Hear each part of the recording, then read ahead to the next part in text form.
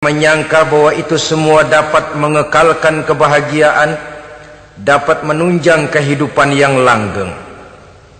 Ada yang berlomba-lomba mengejar-ngejar harta. Seluruh waktu dalam hidupnya habis untuk mengejar harta. Tidak peduli siang atau malam, sore atau pagi. Sujud tidak lagi sempat, Allah dilupakan dengan agama jauh. Ada yang berlomba mengejar-ngejar pangkat, jabatan dan kedudukan. Tidak peduli menjilat ke atas, menginjak ke bawah atau menyikut kiri dan kanan. Bahkan teman pun jadi lawan, lawan pun jadi teman. Bukan soal, yang penting pangkat terkejar. Ada yang berlomba memperbanyak kendaraan, sejak dari jet pribadi, pesawat kapal pesiar, sampai kepada mobil-mobil mutakhir. Ada yang berlomba memperbagus rumahnya. Ada yang berlomba memperbanyak istri dan anak-anaknya. Seluruhnya tenggelam di dalam perlombaan yang menurut ukuran mereka akan mendatangkan prestise, kemegahan dan kebanggaan.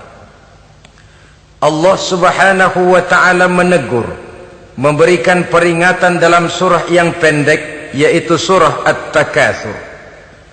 Alhaakumut takatsur hatta zurtumul maqabir kalla sawfa ta'lamun.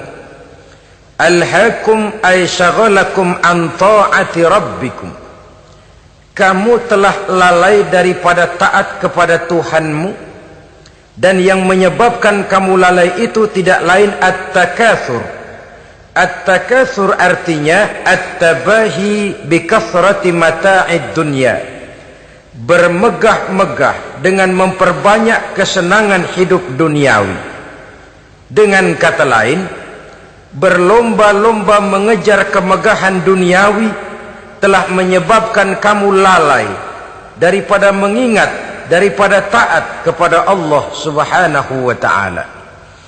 Apabila orang cenderung materialistis, seluruh kegiatan hidup dikerahkan untuk berlomba memperbanyak materi. Apa namanya harta benda, apa namanya rumah, apa namanya pangkat dan jabatan, maka dikala itu seseorang akan sangat mudah lalai daripada taat kepada Allah subhanahu wa ta'ala. Hilanglah kesadaran bahwa sesungguhnya apapun yang kita miliki dalam kehidupan dunia ini tidak lain hanya barang titipan sementara. Kita cari, kita kejar, tapi setelah kita dapatkan, jangan dia dijadikan tujuan. Jadikanlah dia sebagai alat. Apabila harta benda duniawi sudah dijadikan sebagai tujuan daripada kehidupan, maka sesungguhnya kita sudah terseret dalam satu siklus, satu lingkaran setan yang tidak akan pernah berujung. Sebab manusia dalam berhadapan dengan materi duniawi tidak akan pernah mengenal kata cukup, tidak akan pernah mengenal kata puas, dan tidak akan pernah bertemu dengan titik. Selalu koma, selalu kurang, selalu tidak. Saudara-saudara kaum muslimin rahimakumullah. Oleh sebab itu agama memberikan kesadaran, seluruh yang kita miliki, yang dititipi oleh Allah dalam kehidupan ini berupa materi keduniaan, hakikatnya adalah alat dan bukan sebagai tujuan. Apabila alat sudah kita jadikan tujuan, kita akan terjebak ke dalam satu perlombaan yang justru akan mencelakakan kita sendiri. Inilah yang saya maksud dengan sirkuit celaka. Perlombaan yang hanya membuat kita jerih, payah, keringat bercucuran, tenaga terkuras, tapi tidak akan pernah sampai ke garis finish. Karena memang tidak ada garis finishnya. Betapapun jauhnya satu perlombaan, dia mesti punya garis finish. Tapi kalau sudah at-takatsur, berlomba bermegah-megah diri, maka barangkali tidak akan pernah ada garis finishnya. Kita akan terseret dalam lingkaran setan, berputar di seputar itu tanpa tahu kapan berhenti dan di mana titiknya. Agamalah yang memberikan kesadaran. Alhaakumut takatsur. Bermegah-megahan telah membuat kamu lalai daripada taat kepada Allah Tuhanmu. Semua sadar bahwa kita diciptakan tidak lain adalah untuk mengabdi kepada Allah. Nilai pengabdian ini sering lentur, nilai pengabdian ini sering luntur manakala kita sudah berlomba-lomba bermegah-megah dengan materi kehidupan dunia. Islam jelas tidak menganjurkan penganutnya jadi orang miskin. Bahkan Imam Ali karramallahu wajhah pernah mengatakan, kemiskinan bisa menyebabkan kekufuran. Ayat yang pertama turun juga kita tahu, Iqra, baca olehmu. Kan seolah-olah Quran cuma tidak langsung saja bilang, hai orang Islam, kamu jangan jadi bodoh. Kebodohan menimbulkan kemiskinan, kemiskinan mendekatkan kita kepada kekufuran. Jadi miskin sama kufur tetangga. Artinya dalam kondisi miskin, kemudi hati itu mudah terombang-ambing. Oleh sebab itu sering kemiskinan umat Islam ini dimanfaatkan oleh orang-orang lain untuk menyebarkan agamanya. Padahal agama adalah soal keyakinan yang tidak mungkin ditunjang dengan supermi, ditunjang dengan beras, pakaian, obat-obatan, beasiswa. Agama adalah soal keyakinan. Keyakinan adalah soal kebenaran, dan kebenaran itu adalah milik bersama. Tujuan diciptakannya manusia tidak lain adalah untuk melaksanakan ibadah. Kalau orang tenggelam dalam perlombaan memperbanyak harta, mempertinggi kedudukan, memperindah segala macam yang sifatnya duniawi, biasanya itu akan membuat dia lalai dari taatnya kepada Allah Azza wa Jalla. Kadang bukan hanya lalai daripada taat, juga sering terjebak kepada maksiat.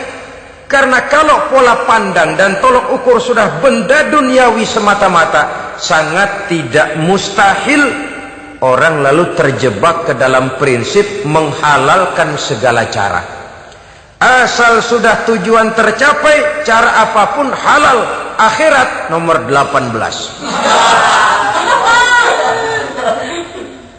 Nah, bukankah memang barangkali kita sejak kecil sudah dilatih untuk materialistis?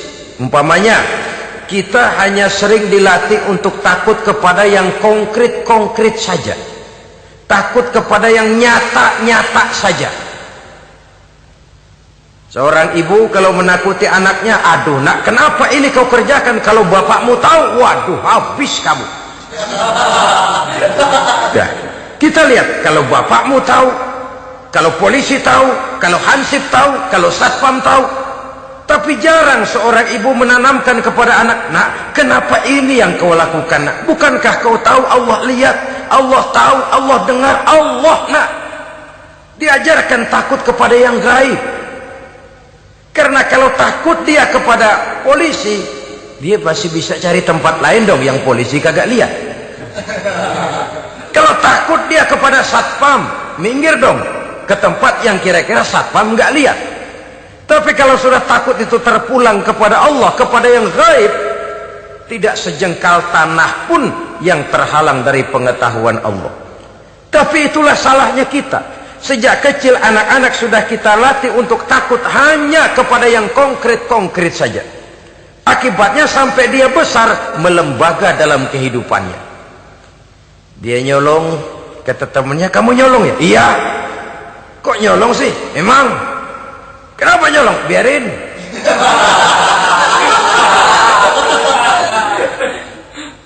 Kamu kan tahu Allah lihat? Tahu. Kenapa nyolong juga? Biarin. Asal orang jangan lihat. Kalau Allah mah lihat, dia kagak ribut. Allah nggak ribut katanya. Nah, ini kan satu refleksi yang timbul daripada kenyataan. Jikalau orang hanya dijejali rasa takut kepada yang konkret-konkret saja, kepada yang zahir-zahir saja, yang akan tumbuh lalu mental kucing. Sopan, tenang, kalem, ayem, nggelenggem. Kalau ada orang, sedikit orang meleng, kucing kelihatan watak aslinya. Saudara-saudara kaum muslimin rahimakumullah. Oleh sebab itulah maka agama lewat surah yang kita bicarakan pada pertemuan ini memberikan peringatan. Kala, jangan begitu dong. Kamu boleh mencari dunia, silahkan cari harta yang banyak, cari pangkat yang tinggi, tapi jangan itu membuat kamu lalai daripada taat terhadap Allah Subhanahu wa ta'ala. Jangan karena keinginan mendapat harta yang sebanyak-banyaknya lalu melakukan segala macam cara asal tujuan tercapai. Itu sudah membuat kita lalai. Jangan karena ingin mengejar kedudukan yang tinggi lalu jilat atas injak bawah. Nggak mempan jilat, dukun dipakai.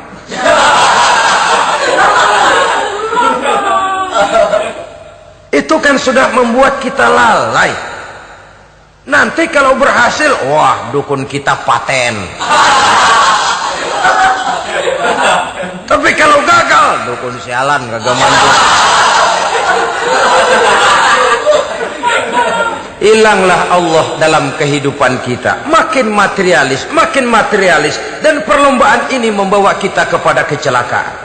Kala, sekali-kali jangan begitu. Nyatanya kan ada orang nyari duit, setelah duitnya banyak dibudakin oleh duit. Dia sendiri tidak bisa merasakan kesenangan daripada duitnya, konon lagi orang lain. Mau ke pasar ngitung 16 kali. Naik bajai 1000. 1000 itu kalau ratusan semua 1000 lembar. Hitung-hitung, mendingan jalan kaki. Jalan kaki, tengah hari bolong, panas, kan dibudakkan oleh uang. Cari karier, kejar pangkat, kejar kedudukan. Setelah ditemukan itu, jadikan dia sebagai alat, jangan dijadikan tujuan. Pangkat kau milikku, karena kau milikku kau harus jadi budakku, jangan aku yang jadi budak kau pangkat. Satu saat dia harus lepas dari kita, jiwa ini lapang. Kenapa? Dahulu pun ketika lahir ke dunia tidak ada pangkat yang kita sandang. Dahulu pun ketika lahir ke dunia tidak ada harta yang kita bawa. Jadi harta itu, pangkat itu, kedudukan itu ada dalam hati, tapi tidak berurat dan berakar. Kalau dia berurat dan berakar dalam hati, berat misah sama harta itu. Berat. Sekedar ngasih fakir miskin cepet juga berhitungnya 17 lembar.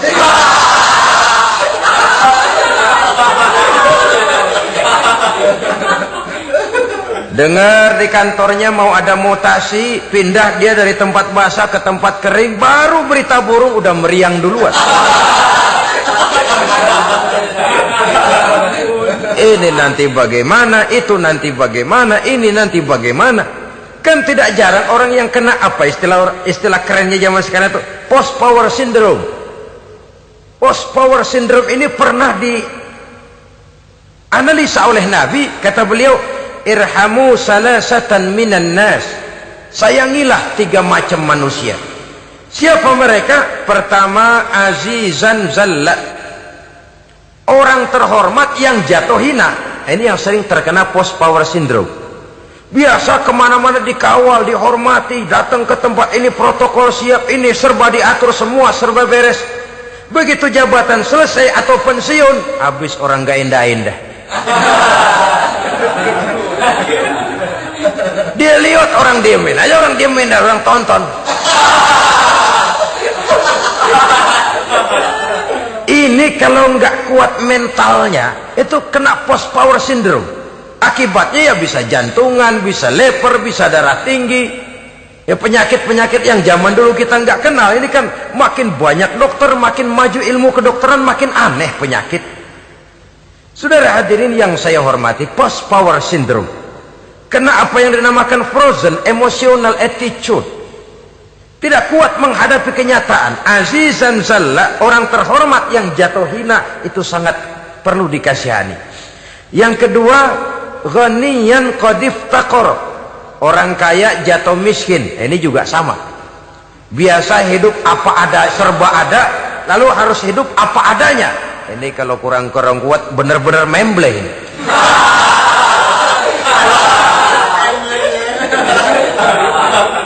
Kalau tidak kuat mentalnya, biasa hidup serba enak, serba nikmat, cuma kerjanya neken cek, main apa itu kredit card, macam-macam fasilitas dipunyai, tahu-tahu jatuh bangkrut, jatuh miskin.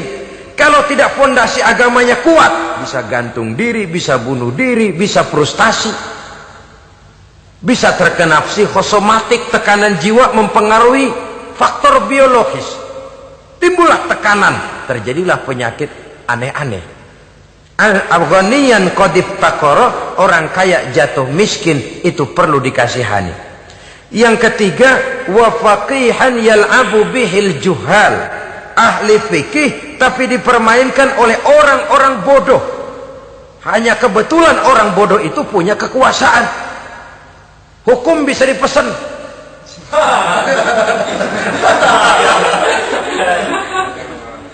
Aturannya haram, Ustaz, ada haram dikit aja dah.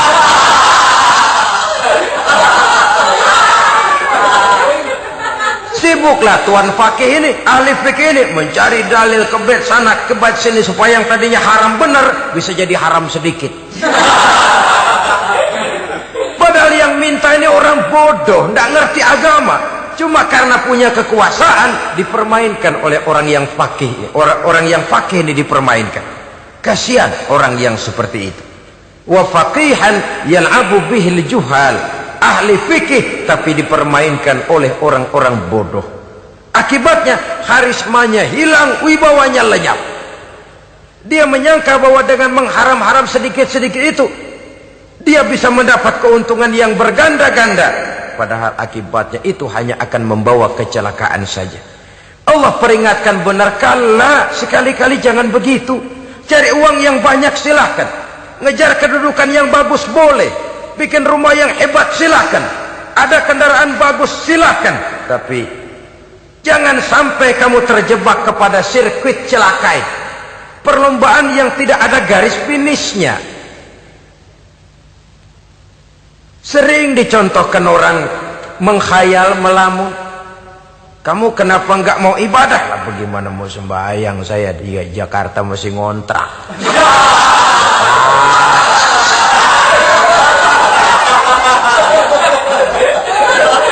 Bingung, tiap akhir tahun kontrakan habis. Kalau punya rumah sendiri walaupun kecil-kecilan, tenanglah saya ibadah. Baiklah, oleh Allah diberikan rezeki, bisa bikin rumah walaupun kecil-kecilan. Sudah punya rumah sendiri, belum juga ibadah, apalagi mulur lagi. Habis bagaimana mau sembahyang, rumah kecil banget, pinggir kali, asal hujan bocor ya.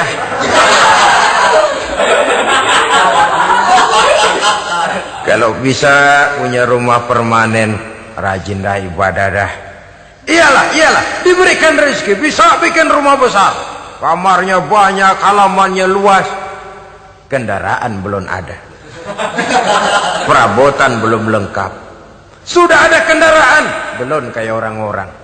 Sudah kayak orang-orang, masih sama dong, kudu di atas. Kapanlah selesainya?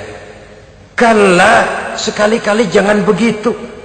Jangan kamu mengumpulkan harta bermegah-megah membuat kamu lalai dari taat kepada Tuhanmu. Engkau tinggalkan rukuk dan sujud, engkau jauh dari masjid, engkau kering dari kehidupan beragama. Sebab itulah maka pembangunan fisik material tidak bisa dipisahkan dengan pembangunan mental spiritual. Tidak hanya cuma dalam teori, tapi juga harus dalam praktek.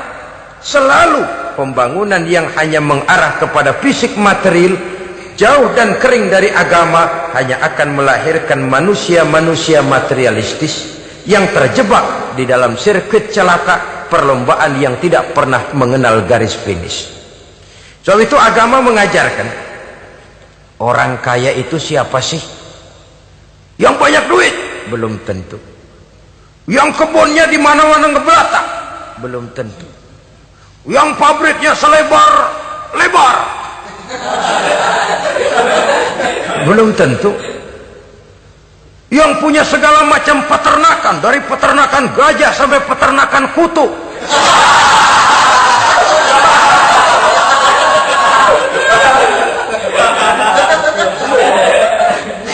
belum tentu. Agama memberikan tuntunan yang sangat luhur, orang kaya itu adalah orang yang hidupnya cukup. Orang miskin itu orang yang selalu merasa kurang. Bagaimanapun banyak duit saudara miliki, kalau masih merasa kurang, masih miskin saudara. Saya punya uang 1.000 rupiah, Anda punya uang 1 juta rupiah. Mungkin saya lebih kaya dengan uang yang 1.000 ketimbang Anda 1 juta. Kenapa? Dalam tangan saya uang 1.000 besar, artinya sesuai dengan kebutuhan saya. Tapi di tangan Anda uang 1 juta, kebutuhan Anda lebih besar daripada itu lagi. Maka agama mengajarkan sifat qanaah, merasa cukup, dan itulah sumber kekayaan yang hakiki. Orang kaya adalah orang yang hidupnya cukup. Kalla saufa ta'lamun, jangan begitu, nanti kamu akan tahu. Summa kalla saufa ta'lamun, jangan sekali-kali begitu, suatu saat kamu pasti akan tahu. Kalla law ta'lamuna ilmal yaqin thumma latarawunnaha 'ainal yaqin thumma latus'alunna yawma idzin 'anin na'im. Nah, kapan perlombaan ini akan menyadarkan orang? Biasanya hatta zurtumul maqabir, sampai kamu dekat ke liang kubur. Itu biasanya kalau istilah orang sekarang baru ngeh. Asal sudah napas sampai tenggorokan disambung dengan selang, sudah Senin Kemis dibantu dengan alat picu jantung, gerak gerak gerak gerak, sudah kayak orang mau gergaji kayu. Dikala itu barulah sadar orang biasanya. Dan kesadaran semacam itu kesadaran yang terlambat, kesadaran ala Fir'aun. Fir'aun selagi hidup diajak beriman dan nehi aja.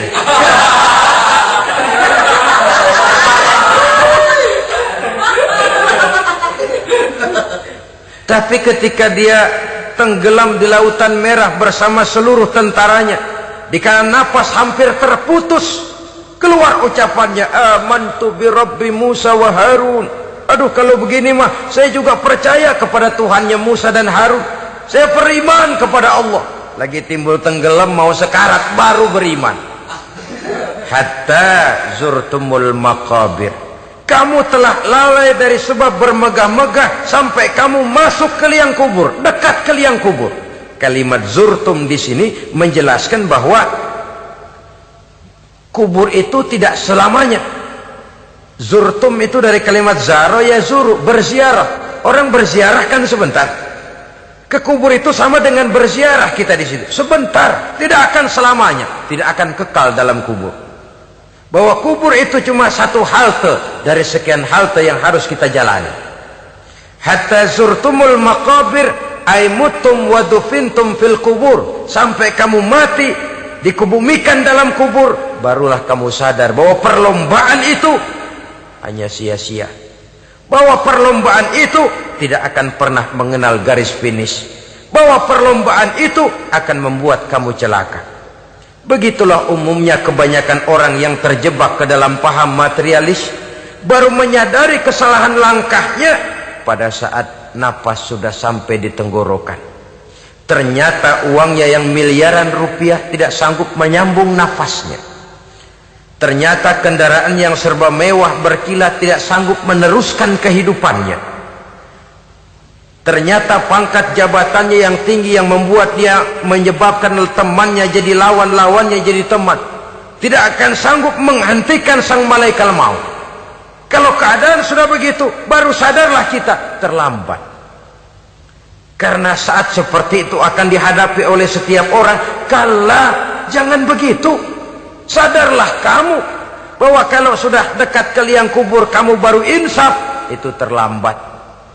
Sebelum nafas sampai di tenggorokan, pintu tobat masih selalu terbuka.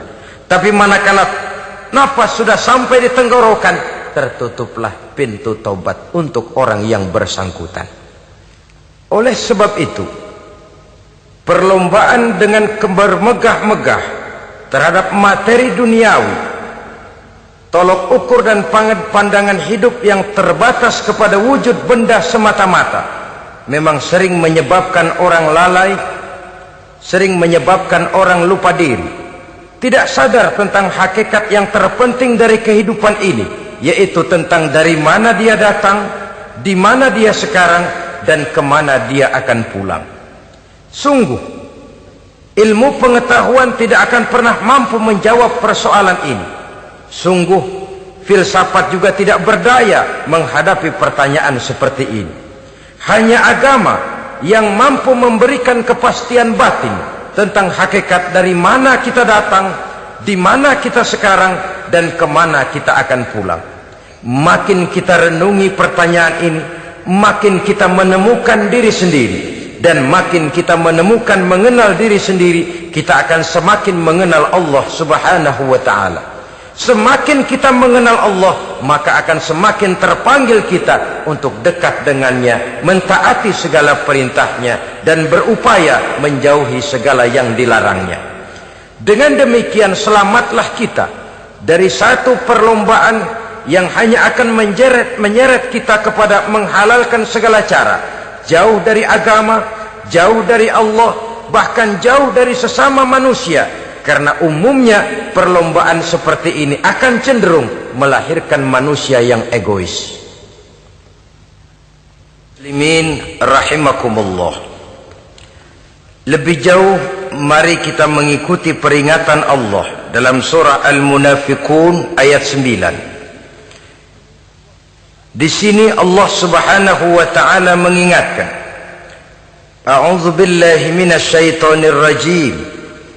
Ya ayyuhalladzina amanu la tulhikum amwalukum wala auladukum an dzikrillah wa may yaf'al dzalika fa ulaika humul khasirun.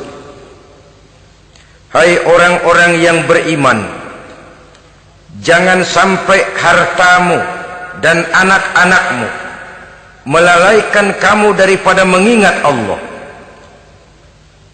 Wa may yaf'al dzalik, barang siapa yang melakukan hal seperti itu, fa ulaika humul khasirun, maka merekalah sesungguhnya orang-orang yang merugi. Rugi dunia, rugi akhirat. Disebutkan di sini dua hal yang sering menyebabkan kita jadi lalai. Amwal dan aulad. Harta dan anak-anak. Materi dan keluarga. Perlombaan di dalam mengumpulkan materi sering menyebabkan kita menjadi lalai. Begitu juga amanah berupa anak ini sering kita lalaikan atau sering membuat juga kita menjadi lalai. Kita lalaikan dalam arti bahwa keduanya, baik harta baik anak, merupakan amanah dari Allah. Setiap orang tua akan dimintakan pertanggungan jawab. Apabila kita lalaikan amanah ini, maka resikonya akan kembali juga kepada kita. Tapi satu hal yang jelas dalam ayat 9 surah Al-Munafiqun ini, bahwa perlombaan memperbanyak harta dan anak-anak yang masuk dalam kelompok at-takatsur itu tadi akan menyebabkan orang khasiru, termasuk ke dalam kelompok orang-orang yang rugi. Perlombaan yang hanya akan membawa kerugian semata-mata. Kemudian di dalam satu hadis Rasulullah sallallahu alaihi wasallam memberikan peringatan. Beliau bersabda, "Iza azzamat ummati dinaran wa dirhaman, nuzi'at minha haibatul Islam, wa iza tasabat ummati saqatat min ainillah." Wa iza turikatil amru bil ma'rufi wan nahyu 'anil munkari hurimat 'alaihim barakatul wahyi. Ada tiga hal yang kalau kita kerjakan akan menimbulkan tiga macam akibat di dalam hadis ini. Pertama, iza azzamat ummati dinaran wa dirhaman. Apabila umatku sudah mengagung-agungkan dinar dan dirham. Artinya kalau umatku sudah jatuh menjadi umat yang materialistis, segalanya diukur dari dinar dan dirham. Dinar dan dirham ini kalau bahasa Inggrisnya dokat.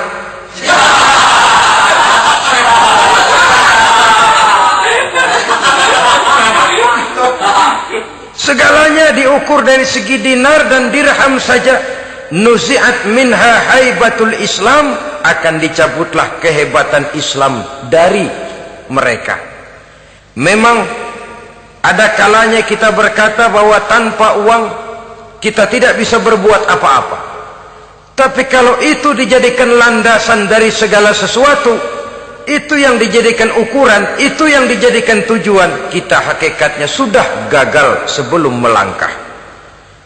Apapun saja profesi kita, apabila sudah menjadi pendewa dinar dan dirham, akan hilanglah kehebatan Islam, akan dicabut kehebatan Islam itu. Umat Islam bisa dibeli, ulama bisa dikontrak, kiai bisa dicarter. Saudara hadirin ma'asyiral muslimin rahimakumullah, apabila umatku sudah membesar-besarkan dinar dan dirham, bermegah-megah dengan itu, berlomba-lomba memperbanyak itu yang menjadi tujuan dan tolok ukur dari segala kegiatan, nuzi'at minha haibatul Islam, akan dicabutlah kehebatan Islam. Hilang itu wibawa. Walaupun dia bernama umat mayoritas dalam jumlah, tetapi dia minoritas dalam peranan. Mayoritas dalam bilangan, tapi minoritas dalam percaturan kegiatan hidup ini. Kita ingat di zaman pengembangan Islam di masa Rasulullah sallallahu alaihi wasallam, mereka berlomba-lomba mengorbankan dinar dan dirhamnya untuk kepentingan agama, bukan mengorbankan kepentingan agama untuk mencari dinar dan dirham. Kita di zaman sekarang sering terjadi penjungkiran nilai, terbalik yang kita amalkan. Nabi Ibrahim mengorbankan putranya Ismail untuk kepentingan agama. Kita sering sekarang ini mengorbankan kepentingan agama untuk anak-anak kita. Dulu anaknya yang dikorbankan buat agama, sekarang agamanya dikorbankan buat anak. Dulu dinar dan dirham dibelanjakan untuk menopang agama, sekarang agama dijadikan alat untuk mencari dinar dan dirham. Saudara-saudara kaum muslimin rahimakumullah, memang apabila dinar dan dirham digunakan untuk penyangga perjuangan, itulah idealnya. Saya katakan tadi, dinar, dirham, uang, dunia cuma sekedar alat, bukan sekedar tujuan. Kita memerlukan alat ini. Membangun pesantren tidak cukup dengan semangat. Membangun rumah sakit Islam tidak cukup dengan pidato. Membangun masjid tidak cukup dengan semangat menggebu-gebu. Kita perlu semen, kita perlu pasir, kita perlu batu kali, kita perlu besi, dan itu semua beli. Tidak turun dari langit seperti turunnya embun di waktu pagi. Tidak mungkin rumah sakit Islam muncul ke permukaan hanya dengan simsalabim abracadabra.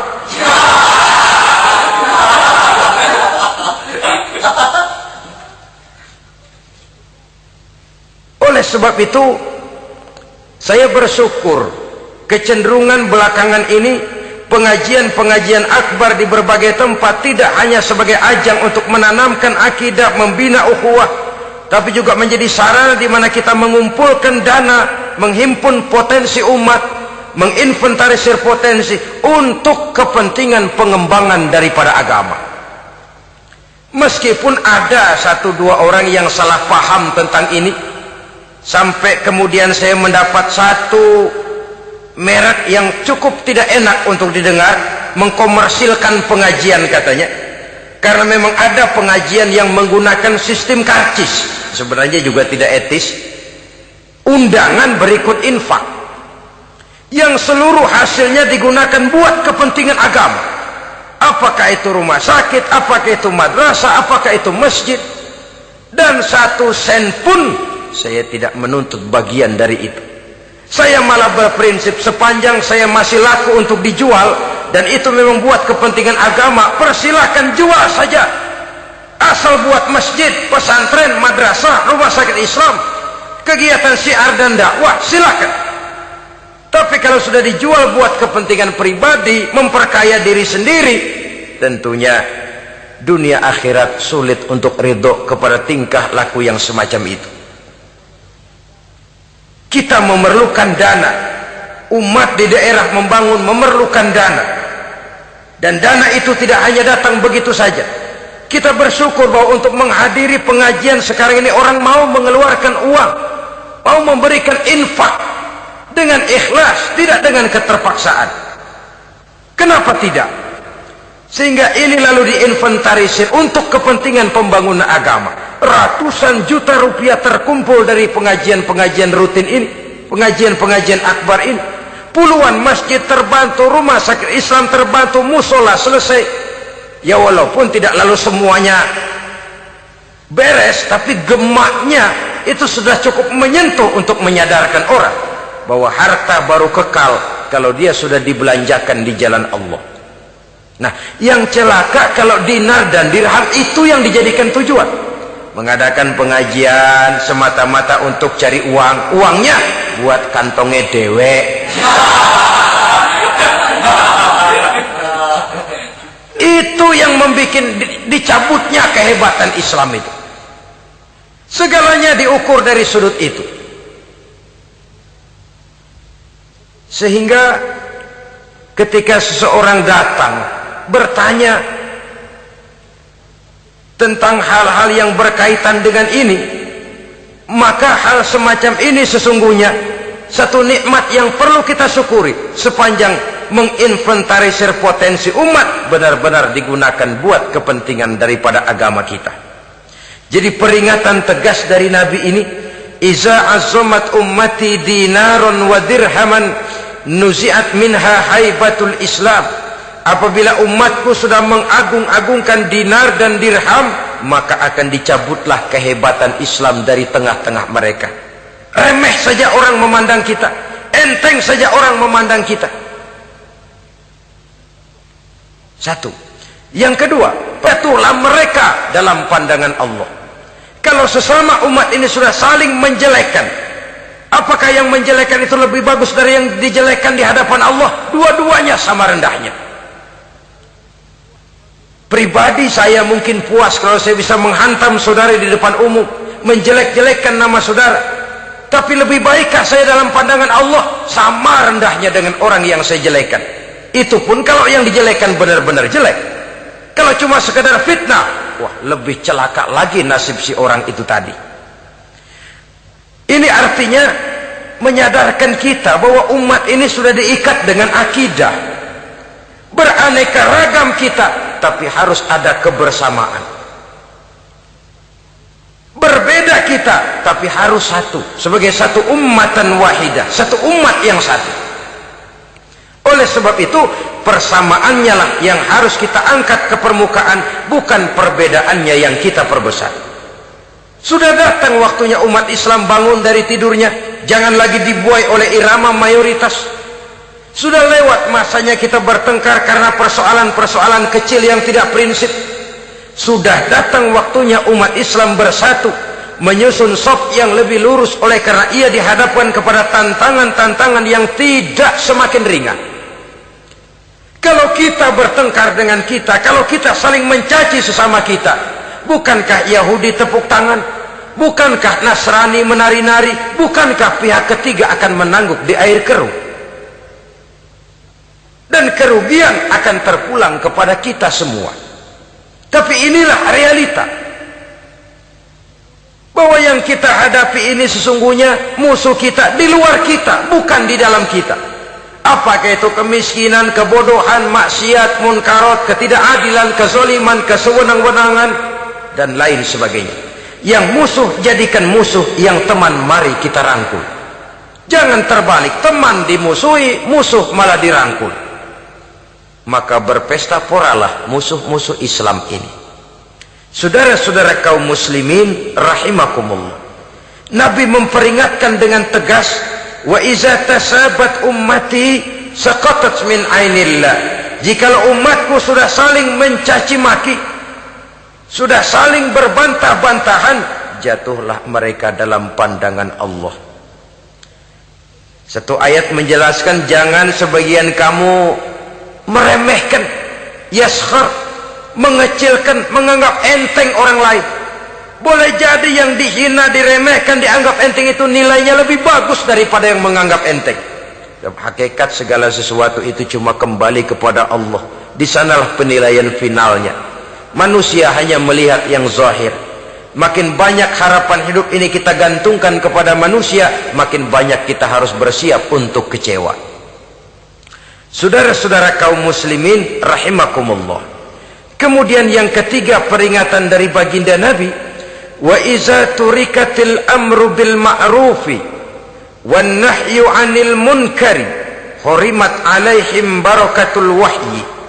Apabila amar ma'ruf dan nahi munkar telah ditinggalkan, maka akan hilanglah keberkahan wahyu, akan hilanglah keberkahan Quran, akan sirnalah keberkahan agama. Amar ma'ruf dan nahi munkar ditinggalkan, artinya di tengah masyarakat sudah tidak ada lagi yang menyerukan ini baik, ini tidak baik, ini halal, itu haram. Mari kita sholat, mari makmurkan taklim, santuni yatim piatu, makmurkan masjid. Seruan ke arah itu tidak lagi terdengar. Sementara tinggalkan judi, tinggalkan minuman keras, jauhi zina, seruan semacam itu pun tidak lagi terdengar. Maka hilanglah keberkahan wahyu itu. Karena amar ma'ruf dan nahi munkar merupakan bagian daripada ajaran agama kita. Menjadi sponsor dari segala macam kebajikan dan menjadi penghalang daripada segala macam kemunkaran sesuai dengan batas kemampuan yang kita miliki masing-masing. Nah, saya kembali kepada persoalan pokok di awal pembicaraan tadi. Bagaimana jalan keluarnya? Jalan keluarnya tidak lain adalah upaya. Bagaimana kegiatan yang sifatnya fisik material ini diimbangi dengan kegiatan yang bersifat mental spiritual. Upaya menghidupkan majelis-majelis taklim, upaya memakmurkan masjid-masjid sebagai laboratorium rohani untuk mewujudkan keseimbangan dalam pola pikir yang akan berlanjut dalam gerak hidup yang kemudian akan tertuang dalam segala perbuatan manusia. Apabila sudah terwujud kepincangan dalam pola pikir, akan pincanglah caranya bertindak dan berbuat, akan pincanglah pandangan hidupnya, akan pincanglah orientasinya di dalam kehidupan ini. Oleh karena itu, Islam dalam berbagai aspek kehidupan mengajarkan sistem keseimbangan. Mencari harta boleh, tapi tidak boleh keluar dalam kerangka fastabiqul khairat. Berlomba-lomba silahkan, tapi untuk kebaikan, bukan untuk bermegah-megah, bukan untuk menumbuhkan gengsi, bukan untuk meninggikan prestise dan harga diri, tapi fastabiqul khairat, berlomba-lomba di dalam mengejar kebajikan, di dalam menyebarkan kebaikan. Bukan sekedar berlomba-lomba, tapi tolong menolong, bantu membantu. Ta'awanu 'alal birri wat taqwa wala ta'awanu 'alal ismi wal udwan.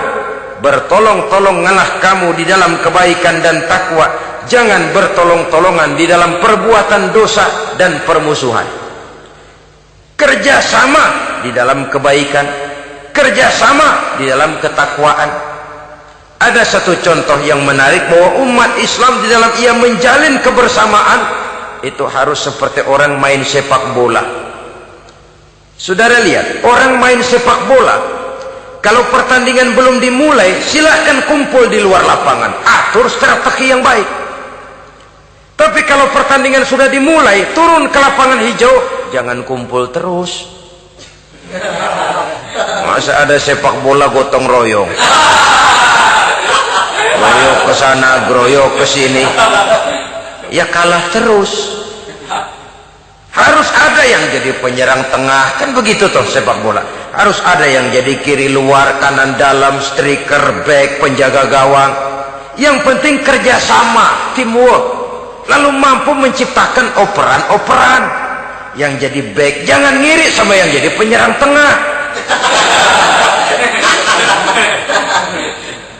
Jangan hasut, sebab bagaimanapun juga andai kata si penyerang tengah berhasil menjaringkan bola ke gawang lawan, kan kemenangan bukan kemenangan satu orang, kemenangan satu kesebelasan, kemenangan satu tim.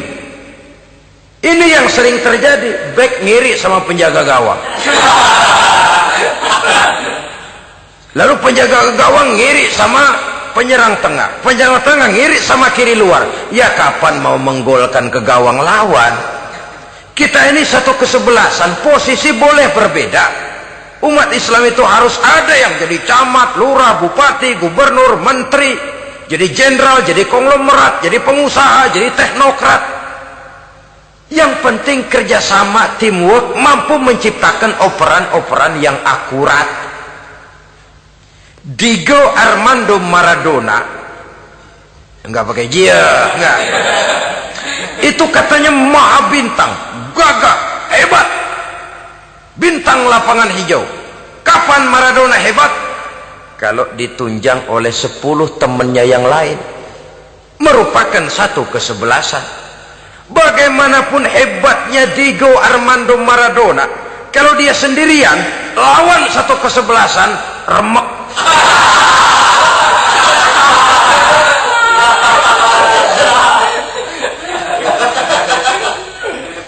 Dia hebat, dia jenius, dia maha bintang karena dapat operan dari teman-temannya. Bukan jegalan, operan. Jadi oleh sebab itu bagaimana kita menciptakan operan-operan akurat yang akan melahirkan kebersamaan di tengah-tengah umat. Artinya satu contoh saja. Misalnya seorang pengusaha besar, oleh karena kesibukannya di dunia bisnis, tidak perlu jadi ketua pembangunan musola. Tapi kalau ada musola belum selesai, operan. Operannya itu yang penting. Apa yang dioper itu? Semen, apa batu kali, apa besi? Yang penting operan. Operannya akurat.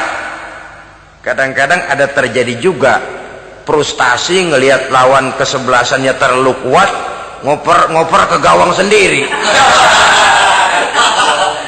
Jebol.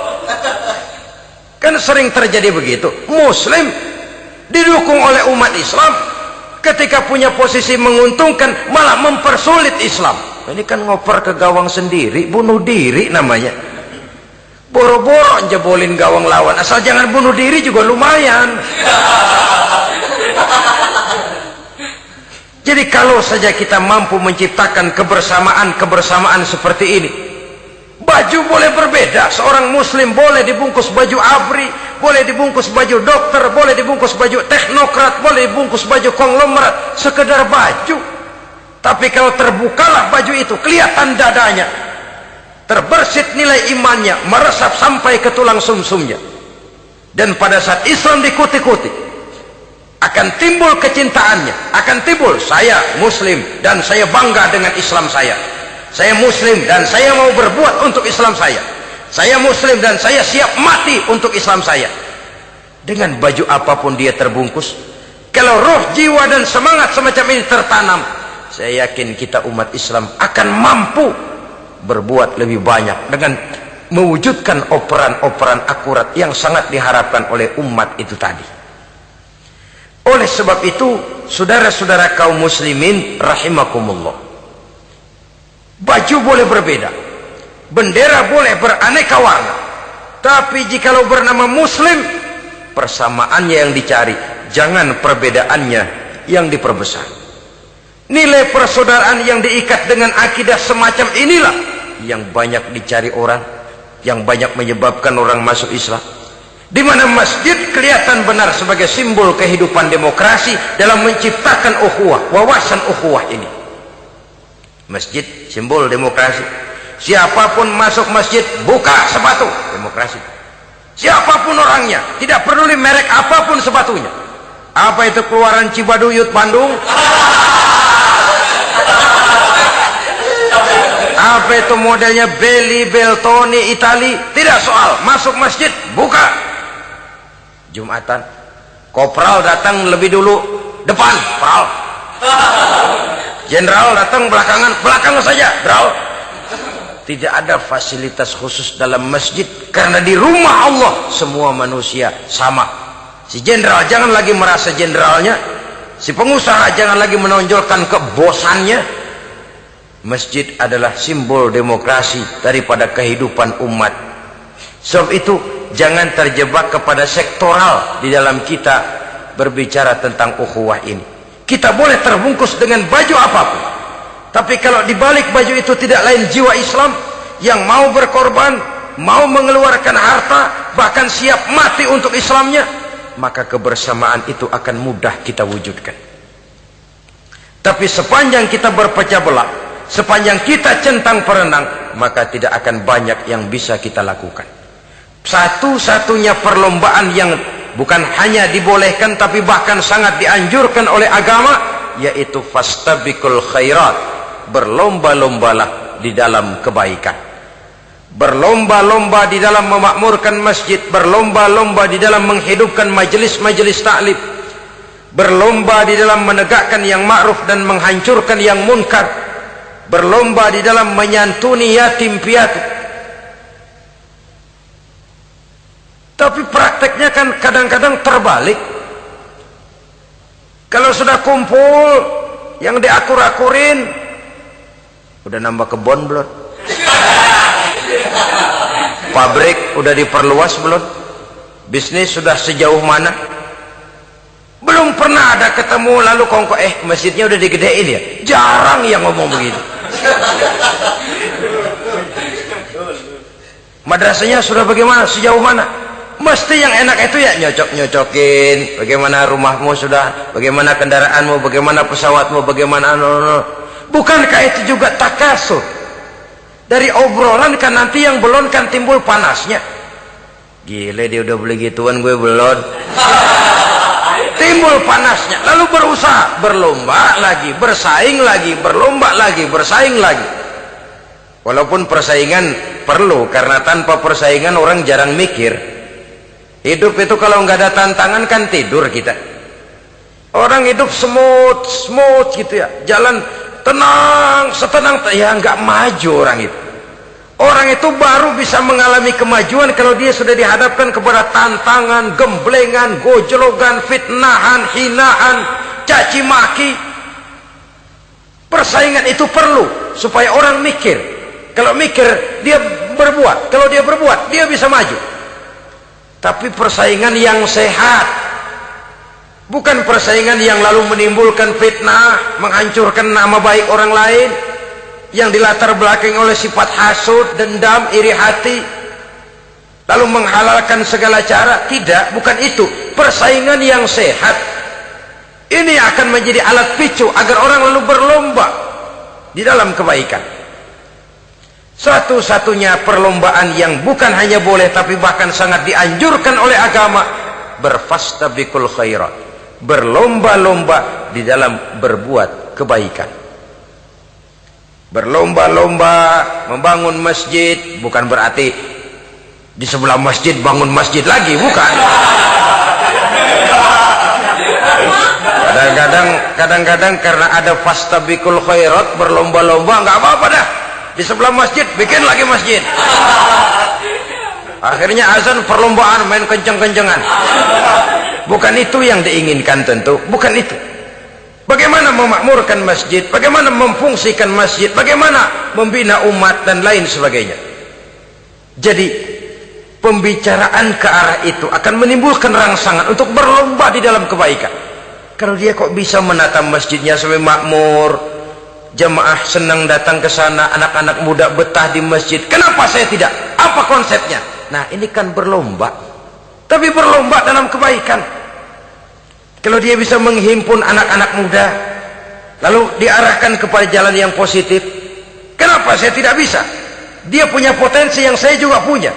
Berlomba di dalam kebaikan. Perlombaan semacam ini akan memberikan ketentraman karena jalan yang ditempuh jalan ibadah. Tapi kalau perlombaan materi, at-takasur tadi, yang timbul bukan ketentraman, panas. Karena panas, udah dekat, panas kan tetangganya hasud, dengki, iri hati, sakit, demam, orang lain maju, meriang. Lah kalau sudah begitu, hasud yang jadi bisikan hati, ya sudah, segala macam cara dilakukan untuk menjatuhkan orang lain. Dan itu sudah bukan lagi persaingan yang sehat.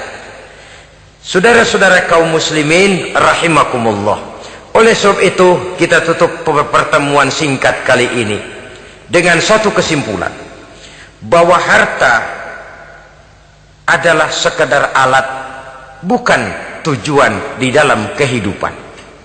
Tanpa harta barangkali orang sulit untuk bahagia, tapi harta semata-mata tidak merupakan jaminan bahwa orang lalu akan bahagia. Termasuk di dalam kata harta ini pangkat, jabatan, kedudukan, anak, istri, keluarga, rumah, tanah, pabrik, kebun, peternakan, dan lain sebagainya. Perlombaan yang dianjurkan di dalam agama adalah perlombaan untuk berbuat kebaikan. Maka masalahnya sekarang, bagaimana kita memanfaatkan harta ini untuk sebanyak-banyak kebaikan yang bisa kita lakukan. Semoga kita mampu melakukannya dan kita tidak termasuk dalam orang-orang yang celaka yang lantaran bermegah-megah dengan kesenangan dunia saja. Terima kasih atas segala perhatian, mohon maaf atas segala kekurangan. Usikum wa nafsi bitaqwallah. Wassalamualaikum warahmatullahi wabarakatuh.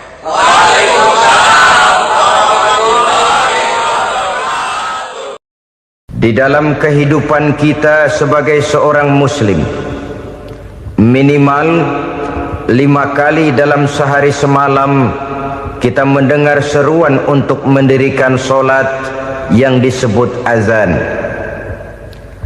Ada kalimat menarik di dalam kalimat azan itu, yakni seruan hayya 'alal falah, marilah menuju kepada keberuntungan, marilah meraih kemenangan.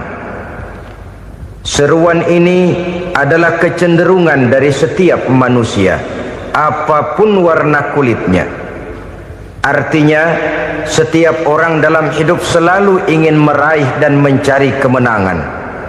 Kemenangan akan melahirkan kepuasan batin, dan kepuasan batin memberikan kebahagiaan. Sedangkan kekalahan melahirkan penderitaan batin, dan penderitaan batin menjerumuskan seseorang di dalam berbagai bentuk kerugian. Jikalau inilah seruan azan, maka masalahnya ialah apa yang menyebabkan kita meraih kemenangan. Al-Quranul Karim memberikan tuntunan dan ajaran kepada kita bahwa orang-orang yang memperoleh kemenangan itu tidak lain adalah orang-orang yang bertakwa. Hanyalah mereka yang bertakwa kepada Allah Subhanahu wa ta'ala pada akhirnya akan tampil sebagai pemenang. Lalu siapa orang yang bertakwa itu? Dijelaskan dalam awal-awal Al-Baqarah, orang yang bertakwa yang akan meraih kemenangan. Pertama, allazina yu'minuna bil ghaib, yaitu orang-orang yang beriman kepada yang gaib, percaya bahwa ada alam yang gaib, alam yang abstrak, alam yang tidak bisa dijangkau oleh salah satu daripada panca indera kita. Mereka percaya dan beriman kepada adanya malaikat, beriman kepada adanya iblis dan jin, beriman kepada adanya alam kubur, beriman kepada adanya alam mahsyar, beriman kepada adanya alam akhirat, beriman kepada adanya surga dan neraka. Beriman bukan cuma sekedar beriman dalam ucapan bibir saja, tetapi beriman yang nilai iman itu mampu mewarnai gerak dan gaya hidupnya. Iman yang meresap sampai ke tulang sumsum, kemudian memberikan dampak positif di dalam kehidupan manusia. Alam, kita tahu, adalah sesuatu yang selain Allah, dan Allah bukanlah alam. Apapun namanya selain daripada Allah, itu adalah alam. Alam pada hakikatnya terbagi menjadi dua. Ada alam syahadah, alam nyata, alam konkret, alam yang bisa dijangkau oleh salah satu indera kita. Kemudian ada alam ghaib, alam yang tidak bisa dijangkau oleh panca indera kita, alam metafisika, alam abstrak, alam yang wajib kita imani keberadaannya. Kita percaya bahwa malaikat itu ada, kita percaya kepada jin, bahwa jin itu ada, kita percaya kepada adanya iblis dan setan. Bukan percaya kepada iblis dan setannya, percaya bahwa iblis dan setan itu ada. Itu termasuk salah satu daripada sifat orang yang bertakwa kepada Allah. Saudara-saudara kaum muslimin rahimakumullah, kecenderungan pembangunan yang lebih bersifat materialistis biasanya menggeser aspek kehidupan rohani. Orang berpikir empiri, dan dalam pola pikir yang demikian maka alam gaib tidak lagi mendapat perhatian. Aspek kehidupan yang bersifat rohaniah malah mulai ditinggalkan. Akibatnya terjadilah kepincangan di dalam kehidupan kita. Pernah ada satu pengalaman pribadi dalam perjalanan kembali ke tanah air. Dalam pesawat di sebelah kanan saya duduklah seorang Jerman namanya Heiner Simonsen. Iseng saya ajak kenalan, saya ajak ngobrol, saya tanya dia. Saya bilang, Mas Heiner ini, kalau pesawat yang kita tumpangi ini jatuh ke bawah, kira-kira apa yang bakal terjadi, Mas? Dia bilang, kita semua akan mati. Begitu? Iya. Oke. Apa itu mati? Tanya saya. Dia bilang, untuk tahu apa itu mati, kita harus tahu lebih dahulu apa itu hidup. Saya pikir nih bule bisa ngomong juga. Baiklah kata saya. Apa hidup menurut Anda itu? Oh, hidup itu dia bilang, kalau seluruh anggota badan kita bekerja secara normal, paru-paru memompa darah secara normal, jantung berdetak secara normal, sel-sel tubuh bekerja secara fit, dan organisme tubuh hanya mau bekerja secara normal, dia bilang, kalau kita memberi makan yang cukup, menu yang teratur, dan gizi yang lengkap. Saya bilang, kesimpulannya apa, Ner? Dia jawab, hidup adalah dari tangan ke mulut. Life is from the hand to the mouth, kata dia. Hidup adalah dari tangan ke mulut. Jadi masalah hidup tidak lebih daripada masalah isi perut. Orang pergi pagi, pulang sore, peras keringat, banting tulang, perut yang dibelain. Saya bilang, you are wrong. Sampean salah, Ner. Kamu orang Islam bukan? Bukan. Pantas. Kenapa saya salah? Dia bilang, ya jelas salah. Salahnya di mana? Kamu ini manusia. Kalau hidup cuma dari tangan ke mulut, saya bilang, kambing di kampung saya juga begitu pikirannya, Ner. Itu kambing di kampung saya, asal perutnya kenyang, sudah hidup dia. Perkara besok bagaimana, lusa prospeknya macam mana, bulan depan ada apa, kambing nggak pernah mikir. Di kampung saya kambing juga pikirannya begitu. Kamu Kristen ya? Tadinya. Loh kok tadinya, lalu apa sekarang kamu ini? Dia bilang, sekarang saya netral. Saya tidak beragama, tapi saya percaya kepada Tuhan sebagai pencipta alam. Saya ingat benar dia bilang, I haven't any religious, but I believe to God as the creator of the world. Kenapa bisa netral begitu, Ner? Habis saya bingung katanya. Islam bilang Islam baik, Kristen bilang Kristen baik, Hindu Buddha bilang Hindu Buddha baik, semua agama baik. Saya netral sekalian, nggak beragama. Yang penting saya percaya kepada Tuhan.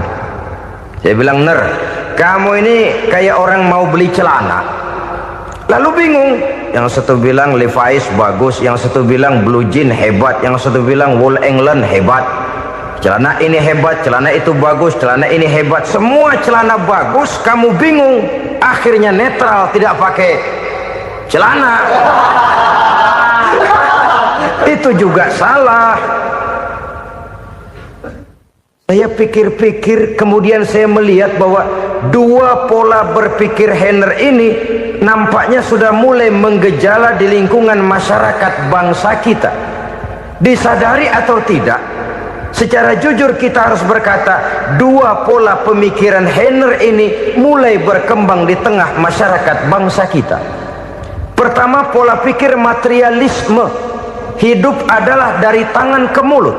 Masalah hidup tidak lebih masalah isi perut. Itu yang perlu dibela, dan disitulah arti kehidupan. Pergi pagi, pulang sore, peras keringat, banting tulang untuk mempertahankan perut. Kalau sudah kemari cara orang berpikir, maka buat apa percaya kepada yang gaib? Untuk apa sholat? Untuk apa puasa? Untuk apa zakat? Untuk apa menghadiri majelis taklim? Tanpa kepercayaan kepada yang gaib, hidup berjalan menurut alur empiris dan materialis. Kalau sudah ke sana cara orang berpikir, biasanya orang lalu cenderung menghalalkan segala cara. Hanyalah orang yang percaya bahwa akhirat ada, hanyalah orang yang percaya bahwa alam kubur itu ada, hanyalah orang yang percaya bahwa malaikat itu ada, hidupnya akan lebih terarah dan terkendali. Karena kepercayaan kepada yang gaib, yang merupakan fase daripada kehidupan setelah hidup yang sekarang ini, mewarnai gerak pribadi seseorang di dalam dia melakukan kegiatan hidupnya. Pola berpikir materialisme, disadari atau tidak, mulai menggejala di lingkungan masyarakat bangsa kita. Hidup tidak lebih dari urusan tangan ke mulut, mulut ke tangan, tangan ke mulut. Asal perut sudah kenyang, hiduplah sudah. Perkara bagaimana prospek hari yang akan datang, bagaimana akhirat, tidak jadi persoalan. Ini yang oleh Nabi diperingatkan, ad-dunya sijnul mu'min wa jannatul kafir. Dunia adalah penjara bagi orang beriman dan surga bagi orang kafir. Dulu di zaman Belanda hadis ini pernah disalah tafsirkan, disalah artikan, digunakan sebagai senjata untuk mengkebiri dan membuat impoten umat Islam. Sudahlah umat Islam gak usah macam-macam, kata Belanda. Dunia ini kan penjara buat orang Islam, surga buat orang kafir. Di penjara jangan bertingkah.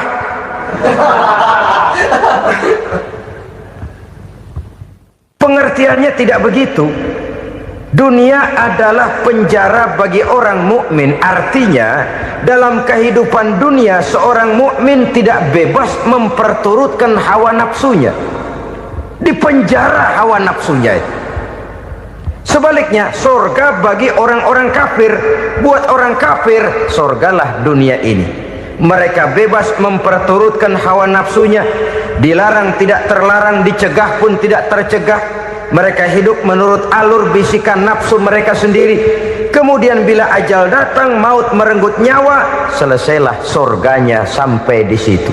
Maka bagi orang-orang yang tidak percaya kepada adanya akhirat, kepada adanya alam gaib, surganya sebatas umurnya. Sekali lagi, surganya sebatas umurnya. Bila umur selesai, ajal pun datang merenggut nyawa, selesailah sudah surganya sampai di situ.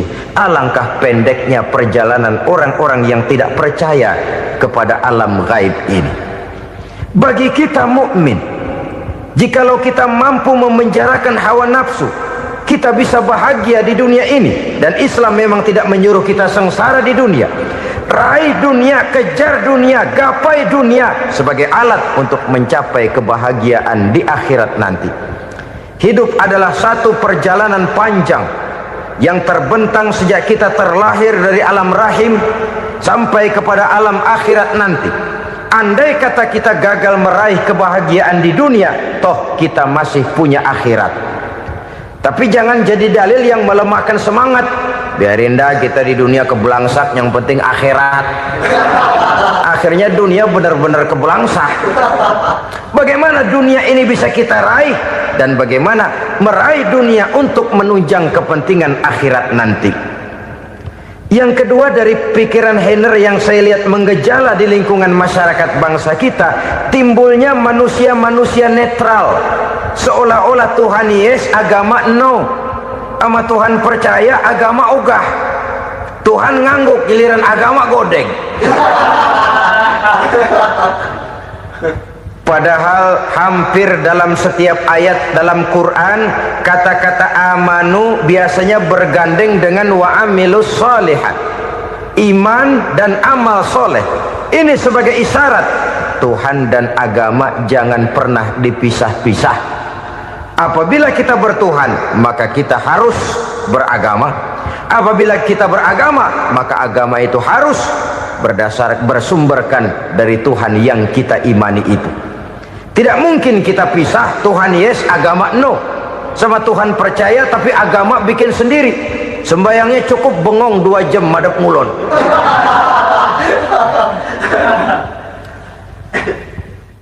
Saudara-saudara kaum muslimin rahimakumullah.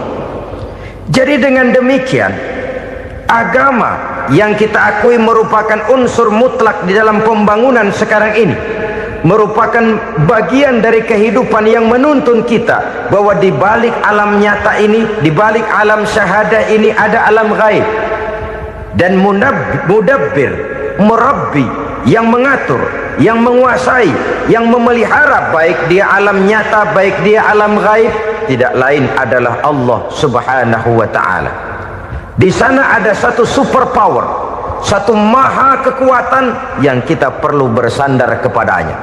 Sebagai makhluk nyata yang hidup di alam nyata, berbuatlah secara nyata sebagaimana harusnya kita berbuat. Karena Islam jelas bukan agamanya orang pemalas. Islam jelas bukan agamanya orang yang mengajarkan setelah selesai sholat boleh duduk nggelenggem ayam-ayam ndelohom, menghitung bintang di langit sambil menunggu keajaiban. Tidak. Islam adalah agama yang mengajarkan apabila sholat sudah selesai kamu kerjakan, bertebaranlah di permukaan bumi, cari karunia Tuhanmu. Jangan hidup berpangku tangan menunggu keajaiban, karena hidup bukan undian. Jangan berharap untung besar tanpa mau peras keringat. Tapi di sebalik itu toh kita juga harus yakin bahwa di sisi usaha nyata yang kita lakukan ada satu super power, satu maha kekuatan gaib yang menentukan berhasil dan tidaknya usaha kita. Kepercayaan kepada hal semacam inilah yang mendorong kita untuk mempunyai sandaran vertikal, agar jikalau usaha ini berhasil, kita tidak lupa diri dan lupa daratan. Jikalau usaha ini gagal, kita tidak putus asa dan buruk sangka, tidak cupik pandangan dan sempit hati, tapi mampu melihat persoalan dengan kacamata putih sambil husnuzon kepada Allah Subhanahu wa ta'ala. Kita percaya malaikat itu ada yang namanya raqib dan atid, mengawasi gerak hidup kita sampai kepada gerak hati kita. Ini memberikan sugesti agar kita berhati-hati, tidak sejengkal tanah pun kita bisa berlindung dari pengawasan raqib dan atid. Ada munkar nakir yang akan menyoal kita di alam kubur. Ada malaikat Malik, penjaga neraka. Ada malaikat Ridwan yang menjaga surga. Kita percaya kepada adanya jin, kita percaya kepada adanya setan, iblis. Percaya kepada adanya, bukan mempercayai si setan, si iblis lalu menjadikannya sebagai teman. Tidak. Percaya bahwa mereka itu ada dan merupakan makhluk Allah yang gaib, yang diciptakan Allah Azza wa Jalla. Kepercayaan kepada alam gaib memberikan motivasi terhadap gerak lahir manusia, sehingga dengan motivasi kepercayaan kepada yang gaib, gerak lahir jadi lebih terarah, jadi lebih terpelihara. Pernah seseorang bertanya, "Pak, apakah adanya akhirat bisa dibuktikan secara ilmiah?" Saya bilang tidak bisa, tidak bisa. Kenapa? Karena yang berangkat nggak pernah pulang kembali lagi. Kalau dia pulang kemari bisa kita tanya bagaimana enak di sono. Cuma secara moral saya katakan, lebih beruntung orang yang percaya kepada akhirat daripada yang tidak.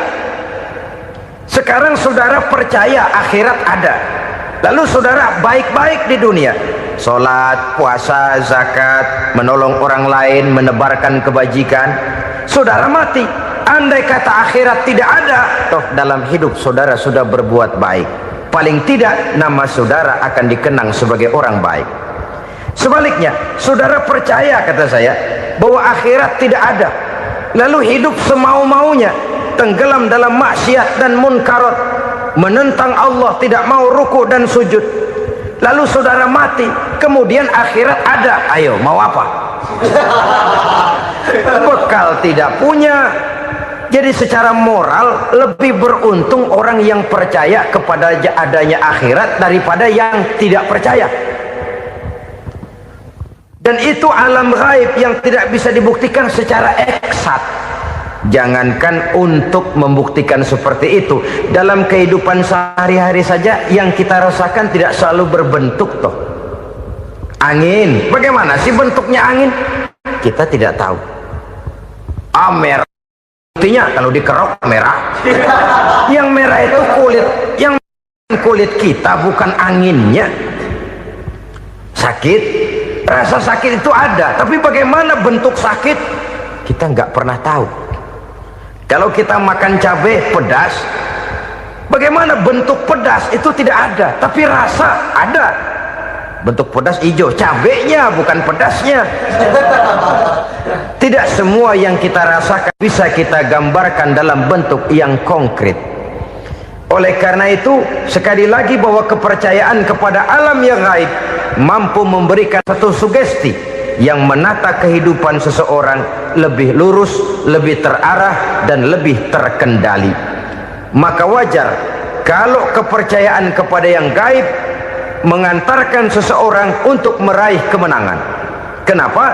Dia percaya kepada yang gaib, bahwa akhirat ada, bahwa alam kubur ada, bahwa pertanggungan jawab itu ada. Maka dia lalu tidak hidup saenae udele dewe, itu loh. Tidak hidup menurut seleranya sendiri, terarah, teratur. Ini cirinya yang pertama. Orang bertakwa yang akan meraih kemenangan, mereka beriman, mereka percaya kepada yang gaib. Bahkan hal-hal konkret saja selalu berangkat dari yang gaib.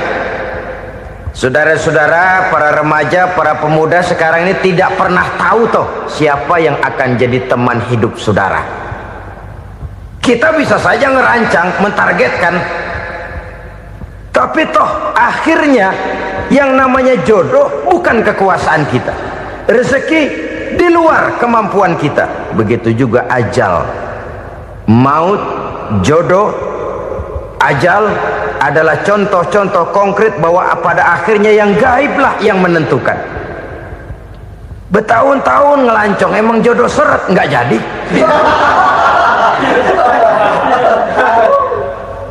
Begitu kenal baru setengah malam nginep ditangkap hansip.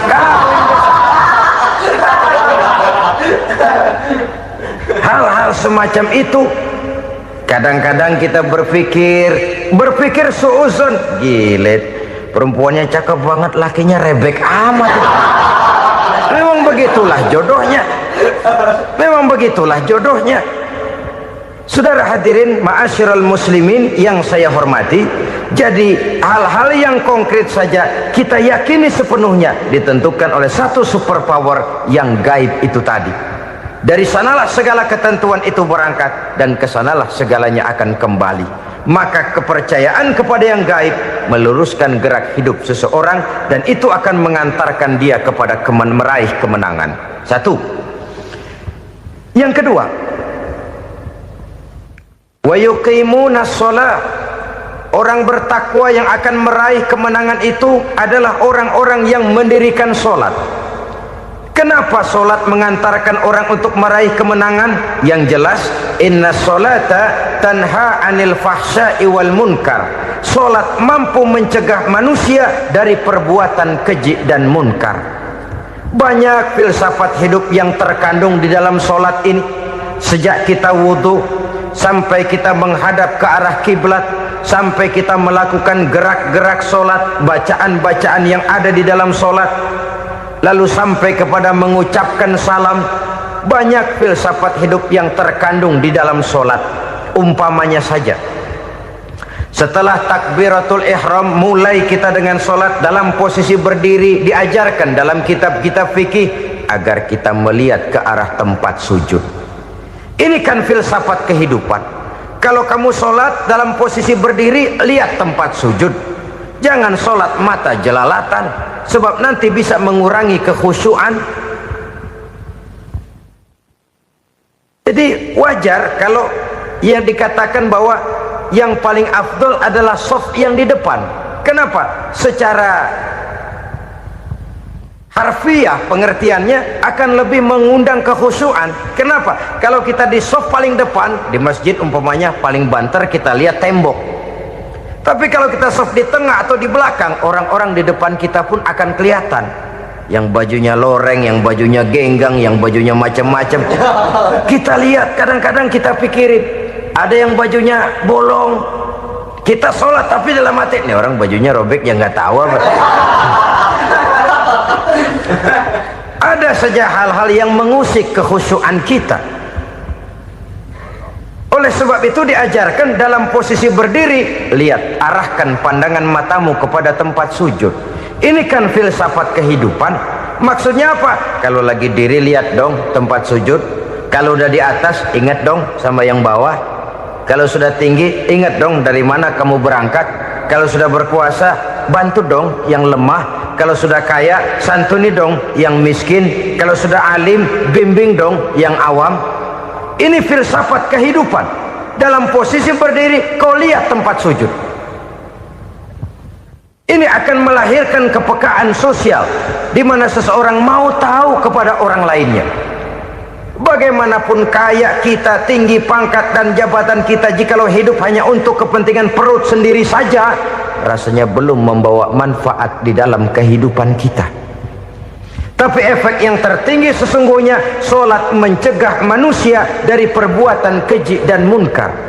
Perbuatan keji dan munkar walaupun kelihatannya mendatangkan uang, membawa keuntungan, tapi itu keuntungan semu, keuntungan sementara. Dengan menipu orang lain kita bisa dapat untung, tapi tidak membawa berkah, dan itu adalah kerugian besar dalam kehidupan kita. Maka untuk meraih kemenangan harus dimulai dengan membentuk kepribadian yang tegar, memiliki sandaran vertikal yang langsung kepada Allah Subhanahu wa ta'ala, dan itu hanya bisa kita tempuh melalui jalur ibadah formal yang sudah ditentukan Allah, yakni solat yang 5 waktu.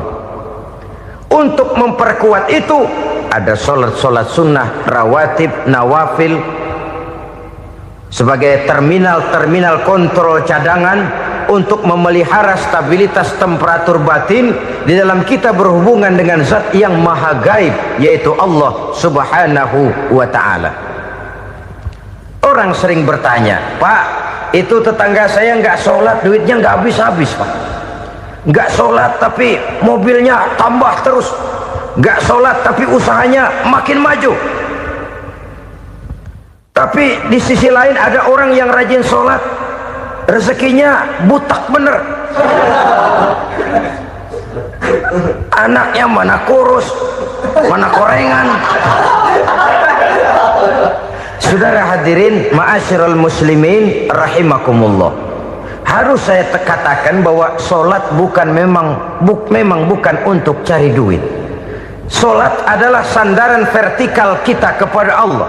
Sedangkan soal rezeki itu berkaitan dengan sifat Allah maha pengasih dan maha penyayang. Allah maha pengasih, siapapun dikasih kalau mau usaha.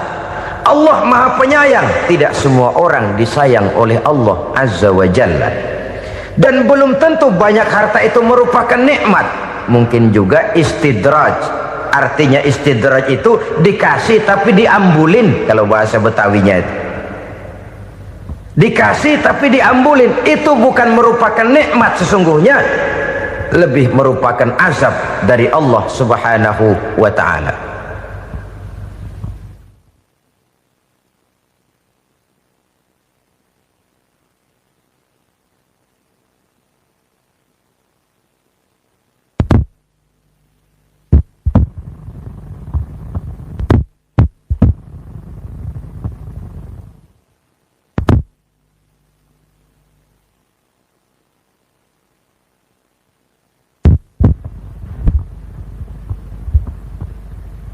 agama mempunyai sistem sholat.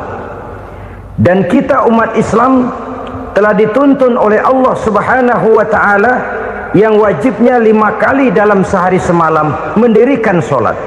Dan itu tentu berada dalam jangkauan kemampuan manusia. Pada awalnya barangkali kita memang merasa sholat itu satu kewajiban, tapi semakin kita hayati makna, manfaat dan filsafat yang terkandung di dalam ajaran sholat, semakin sampai kita kepada keyakinan bahwa sholat adalah keperluan kita. Sehingga pada waktu tertentu dinilai puncaknya, kita tidak lagi akan berkata saya wajib sholat, tapi kita akan berkata saya perlu sholat. Kalau kita sudah merasakan itu adalah keperluan kita, nah di sanalah kita baru akan merasakan ruginya kalau hal itu tidak kita laksanakan. Sepanjang kita masih berkata saya wajib sholat, kita akan lebih merasakan dia sebagai beban ketimbang sebagai keperluan. Yang jelas Allah tidak memerlukan ibadah yang kita laksanakan ini. Dengan kata lain, andai kata satu dunia penuh ini orang tidak ada yang sholat satu pun, Allah tidak akan turun dari jabatan Tuhan. Jangan lalu berpikir kalau kita ngambek se-RW kagak sembahyang Tuhan tekor kali ini ya. Tentu tidak. Itu perlunya kita, bukan perlunya Allah. Dan pada induknya kita akan berkata saya perlu agama. Kalau secara induk kita sudah memerlukan agama, maka konsep-konsep yang ada di dalam ajaran agama itu pun adalah juga merupakan keperluan kita. Baik dia bernama sholat, baik dia bernama puasa, baik dia bernama zakat, baik dia bernama haji, seluruhnya adalah keperluan kita. Dan sesuatu yang kita perlukan apabila tidak kita laksanakan akan melahirkan kerugian di dalam kehidupan. Jangan heran kalau kita membaca riwayat perjalanan hidup para salafus soleh, orang-orang soleh. Ada yang tahajud sampai 100 rakaat, ada yang sholat malam kakinya sampai bengkak. Kita sekalinya bengkak biri-biri. Ada yang sholat membaca surah dalam Al-Quran sampai khotam Quran. Kok mau? Mereka sudah merasakan itu keperluan. Itu saja soalnya. Satu saat pun jikalau kita merasa bahwa itu keperluan saya, kita pun akan melaksanakan seperti itu. Keperluan saya dalam kehidupan. Inilah yang kedua. Yang ketiga, orang bertakwa yang akan meraih kemenangan itu, wa mimma razaqnahum yunfikun. Mereka membelanjakan sebagian daripada rezeki yang diberikan Allah kepada mereka. Mereka infakkan di jalan Allah. Ada satu dialog menarik. Satu hari seorang anak muda bertemu dengan seorang kakek-kakek yang sudah dikenalnya baik. Bertanyalah anak muda ini, "Kek, umur kakek berapa tahun?" 15 tahun, kata si kakek. "Anak kakek berapa orang?" 1. "Harta kakek berapa banyak?" 15 juta. Si anak muda ini bengong, lalu protes, "Kok kakek bohongin saya?" "Kenapa?" "Saya tahu umur kakek 70 tahun. Kenapa ngaku 15? Saya tahu anak kakek 5. Kenapa bilang 1? Saya tahu kakek miliuner, miliaran uang kakek. Kenapa ngaku cuma 15 juta? Begini, kata si kakek tadi. Benar, umur saya 70 tahun. Tapi dari umur yang 70 tahun itu baru 15 tahun terakhir ini saya merasakan ibadah kepada Allah. Meninggalkan maksiat, jauh dari segala macam munkarat. Maka yang 15 tahun inilah yang benar-benar saya rasakan sebagai umur saya. Benar anak saya 5, tapi yang 4 susah diatur. Cuman 1 rasanya nih yang bakal jadi si buah hati belahan jantung berlanjut cerita penerus sejarah. Cuma 1 ini yang saya harapkan yang akan jadi anak soleh, yang akan membuat saya menerima pensiunan pahala. Kalau yang 4 apek dah, nggak ada harapan. Yang satu nyekek botol mulu. Oh begitu, iya. Lalu kenapa kakek bilang harta kakek cuma 15 juta padahal saya tahu kakek uangnya miliaran, depositonya banyak? Ya karena 15 juta itulah yang saya ingat yang pernah saya belanjakan di jalan Allah. Saya merasa itulah harta saya yang sebenarnya. Yang miliaran yang saya simpan di bank kelak kalau satu saat saya mati akan jadi rebutan di antara anak-anak saya. Iya kalau anak saya soleh kayak yang satu ini. Kalau yang 4 tadi udah tulen dia bakal berantem dah berebut tuh. Jadi 15 juta yang saya belanjakan di jalan Allah inilah yang saya merasakan benar-benar harta saya yang sesungguhnya. Dialog ini patut menjadi bahan renungan kita bersama. Diberikan kita umur 40, 50, 60, 70, 80. Berapa tahun dari umur yang diberikan itu yang jalan mulus, yang kita gunakan untuk melaksanakan ibadah?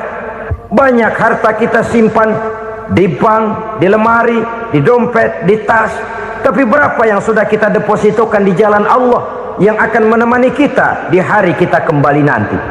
Maka orang bertakwa yang akan meraih kemenangan, wa mimma razaqnahum yunfikun, mereka membelanjakan sebagian dari rezeki yang diberikan Allah di jalan Allah subhanahu wa ta'ala.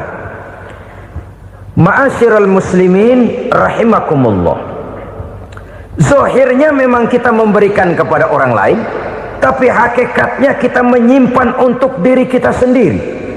Kita memberikan kepada yatim piatu 25.000. Zahirnya kita memberikan si yatim, hakikatnya kan kita cuma nyimpan. Saya berikan, titip kepadamu, ini untuk saya di akhirat. Kau boleh belikan baju, kau boleh belikan untukmu makan, kau boleh bayarkan sekolahmu. Ini untuk saya. Hakikatnya kita nyumbang masjid 1 juta, zahirnya kita berikan kepada panitia masjid, tapi hakikatnya kan cuma titip 1 juta ya untuk saya di alam kubur nanti. Silahkan kau boleh belikan semen, ini uang, belikan besi, belikan pasir. Saya cuma sekedar titip untuk kepentingan saya. Hakikatnya kita cuma sekedar menitip. Sebagaimanapun pada hakikatnya, apapun yang kita miliki dalam kehidupan kan cuma sekedar hak guna pakai, bukan hak milik mutlak. Harta kita, rumah kita, kendaraan kita, kebun kita, pabrik kita, hak guna pakai saja.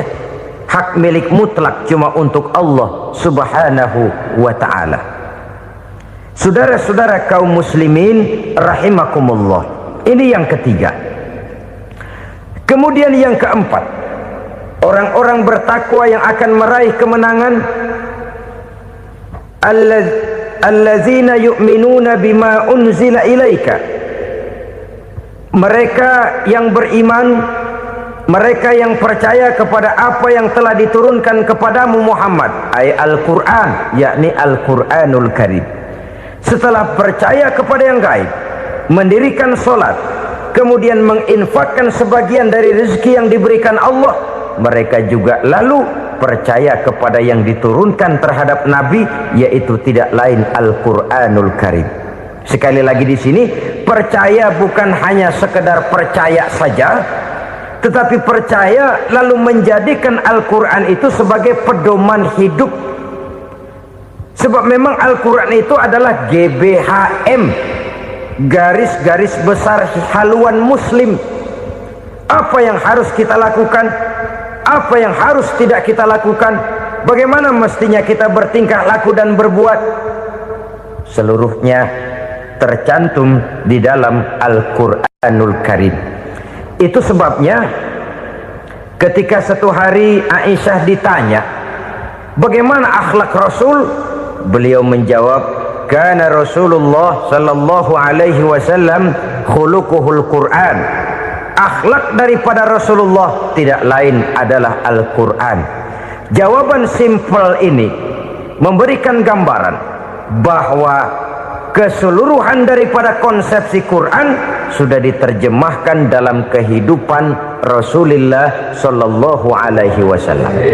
Karena kita tahu akhlak adalah keseluruhan dari gerak hidup manusia. Sejak ia berpribadi, berumah tangga, bertetangga, bermasyarakat, sampai kepada berbangsa dan bernegara, Al-Quran tetap memberikan sentuhan nilainya. Oleh karenanya, orang-orang yang bertakwa adalah orang-orang yang menjadikan Al-Quran sebagai pedoman dalam kehidupannya. Dan kita yakini Al-Quran diturunkan kepada Nabi Muhammad bukan merupakan produk Nabi Muhammad. Isi dan redaksinya langsung dari Allah subhanahu wa ta'ala. Kemudian cirinya yang kelima, orang bertakwa yang akan meraih kemenangan itu, wa ma unsila min qablika. Tidak hanya sekedar percaya kepada yang diturunkan terhadap Nabi Muhammad yaitu Al-Quran, mereka juga percaya kepada apa yang pernah diturunkan kepada para nabi, kepada para rasul sebelum Nabi Muhammad. Percaya kepada adanya suhuf, percaya kepada adanya Taurat, percaya kepada adanya Injil, percaya bahwa Allah dahulunya sudah menurunkan Taurat kepada Musa, percaya bahwa Allah sudah menurunkan Injil kepada Isa, percaya Injil ada, Taurat ada, diturunkan Allah untuk Isa dan Musa, tetapi tidak wajib mengamalkannya karena kita sudah diberikan Al-Quranul Karim. Ini yang perlu saya garis bawahi. Kita percaya Allah telah menurunkan Injil dahulu kepada Isa. Kita percaya bahwa Allah telah menurunkan Taurat dahulunya kepada Nabi Musa. Kadang-kadang ini dijadikan dalih, dikacaukan pengertiannya. Quran saja mengajarkan bahwa orang yang bertakwa harus percaya kepada Injil, maka pakailah Injil. Apalagi kalau ayat sebelumnya ditilap, dihapus, dihilangkan, Injilnya yang ditekankan, maka akan terjadilah penekanan yang salah arah. Karena salah arah akhirnya bisa merusak dan menghancurkan akidah. Ketika Rasul suatu saat pernah ditanya orang, "Ya Rasul, bagaimana sikap kita sebagai muslim terhadap Injil yang ada sekarang?" Beliau menjawab, "La tukadzibuhu jami'an wa la tusaddiquhu jami'an." Jangan didustakan seluruhnya, jangan juga dibenarkan semuanya. Artinya, ini sudah merupakan gambaran dari Rasul bahwa dalam Injil yang ada sekarang masih ada ajaran-ajaran tauhid yang dibawa oleh Nabi Isa dan diajarkan kepada umatnya. Tapi juga dalam Injil yang sekarang ini sudah terkena intervensi dan investasi manusiawi. Karena itu Rasul menyimpulkan, la tukadzibuhu jami'an wa la tusaddiquhu jami'an. Jangan didustakan semua, jangan dibenarkan seluruhnya. Kita memang percaya Allah telah menurunkan Injil kepada Nabi Isa dulu, tapi kita tidak wajib mengamalkan Injil. Kita percaya Allah telah menurunkan Taurat kepada Nabi Musa, tapi kita tidak wajib mengamalkan kitab ajaran Taurat. Yang wajib kita percayai dan kita amalkan hanyalah Al-Quranul Karim. Kenapa? Oleh karena baik yang ada di dalam Taurat, baik yang ada di dalam Injil, tentu tercakup di dalam Al-Quran sebagai kitab terakhir yang diturunkan oleh Allah subhanahu wa ta'ala. Dan itu wajar. Kalau seorang pejabat mau mengeluarkan satu keputusan baru, tentu dia harus meninjau keputusan-keputusan lama. Andai kata dianggap tidak berlaku, dianggap tidak relevan lagi, maka keputusan-keputusan lama itu tentu sudah dianggap tidak berlaku. Sebagian daripada aturan-aturan dalam keputusan lama yang masih dianggap relevan tercantum dalam keputusan baru yang wajib diamalkan. Begitulah hubungannya antara Al-Quran, Taurat, Zabur, dan Injil. 4 kitab samawi yang diturunkan Allah masing-masing kepada Zabur untuk Nabi Daud, Taurat untuk Nabi Musa, dan Injil untuk Nabi Isa alaihi wassalatu wassalam. Ketiga-tiga kitab itu kita percayai adanya. Kita yakini Allah telah menurunkan Zabur, Taurat, dan Injil. tapi kita tidak wajib mengamalkannya. Yang wajib kita mengamalkannya sekarang ini tidak lain hanyalah Al-Quranul Karim saja, karena ia mencakup apa yang ada di dalam Zabur, apa yang ada di dalam Taurat, dan apa yang ada di dalam Injil. Keotentikannya bisa dipertanggungjawabkan. Ya, tapi kan Nabi Muhammad sudah mati 14 abad yang lalu, dan di zaman beliau Al-Quran kan belum dikodifikasikan, belum ditulis. Bagaimana keotentikannya bisa dipertanggungjawabkan? Mudah saja. Allah berjanji, inna nahnu nazzalna dzikra wa inna lahu lahafizun. Kami yang menurunkan Al-Quran dan kami yang akan menjaga dan memeliharanya. Allah turunkan Quran, Allah menjaganya. Bagaimana cara Allah menjaga Al-Quran itu? Banyaknya orang-orang yang hafaz Al-Quran. Hafaz Al-Quran 30 juz, 114 surah, 6.666 ayat.